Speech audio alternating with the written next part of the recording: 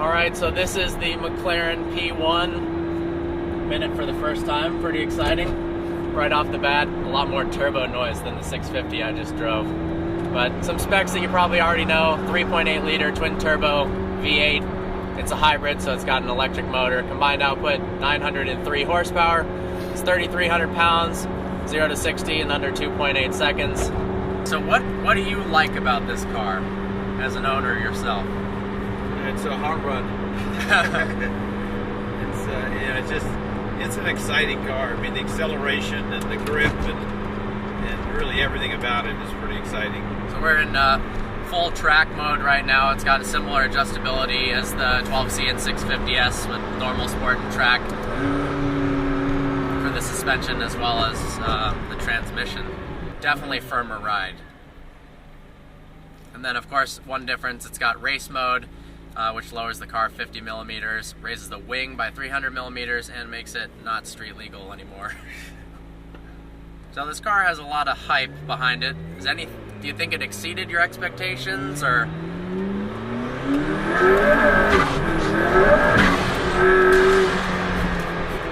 Well, I think all these cars do now. I mean, this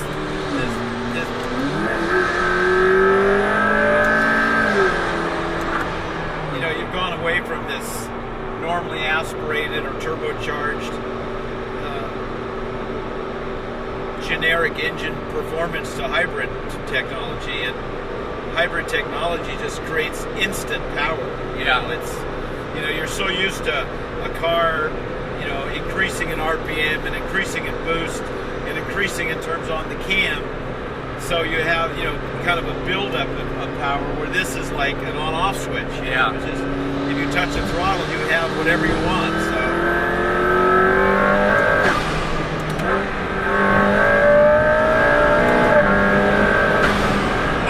And then you got brakes to match all that. You don't just have the engine. You have grip, downforce, brakes, everything. So it's really. I always said that the 959 was, to me, the best of all modern era supercars, being from the 80s forward, because every time I got in something new, if I went back and got in one of our 959s with the development we've done, it was still faster, handled better, stopped as good, if not better, than anything else I was in. And of course, that's, we were at about 640 horse till recently. We've increased that, but because the amount of grip that car had, it was so well developed as a chassis, the whole car, Porsche had done such an incredible job, that everything else I'd get in a Enzo or a F50 or Lamborghini's fastest cars, or even Porsche's most contemporary cars, and they were comparable, and usually in some area not as well refined a car to drive. And then these cars came out, all of these cars came out from Ferrari and Porsche and Mclaren, and it just moved the goalpost to an entirely different dimension now. And it's funny because it's a dimension beyond the race cars. I mean, I've driven some extremely quick race cars, from Group C cars to the RS Spider Porsches and stuff. And you think, man, these are unbelievable. Well, they are, except they're, though that's a 540 horsepower car, this is a 900 plus horsepower car. That doesn't have the hybrid technology. This is, this has all that. So it's very different. And you put slicks on one of these cars, and those race cars would look pretty dated in a lot of ways. So it's very different now. So have you driven the LaFerrari in 918? I have. Yeah. What do you think in comparison? Well, I love them all. They're all awesome. They're all different. They're all very different cars to drive. The 918 is the most refined with the all-wheel drive and the way it drives. There's no question. And I said, this is kind of like the bad boy of the three. I consider this the bad boy of the three cars. The 918 is the most sophisticated, and the LaFerrari is Italian. So and that's cool that they're all that different. Yeah. And yet when you look at the performance criteria on the three cars, they're almost all identical. Yeah. And really, I do believe that this car would be the quickest if it had the Michelin tires on it instead of Pirellis. I can tell if I get aggressive that the Pirelli tire is the weakness on this car, and to me anyway. Yeah. And so, you know, if you had the same tires on all three cars, it'd be interesting to see how they then compare under track conditions or any extreme performance conditions, because I have a feeling they'd be even closer yet. Yeah.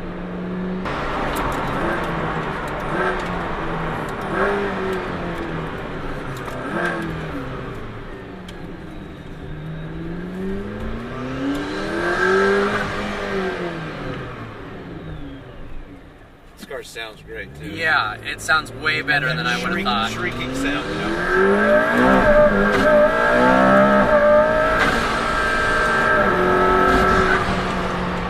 From videos, I thought one of the downsides of the P1 was the sound, but in person, no way. Yeah. Wow. Wastegate noise is awesome. It's got a great shriek to it. Yeah. Head and leg room's actually pretty good. Do what? I said head and leg room in this thing's pretty good. Its visibility is great out of the car. Yeah. There's, you know, out the back window, actually, it's excellent. In the back, behind you can see, if there's 3 lanes, you can see all 3 lanes. Yep. Behind you. And the mirrors work great. You know, the windscreen and everything else has great visibility. The only thing that it had as a drawback when I got it was this panel in the front of the dash. They painted that, and they painted it kind of a satin finish, but you'd get that reflection in the windshield. Yeah. And I took that panel and recovered it in the same Alcantara. Yep. And then the reflection was gone. Nice.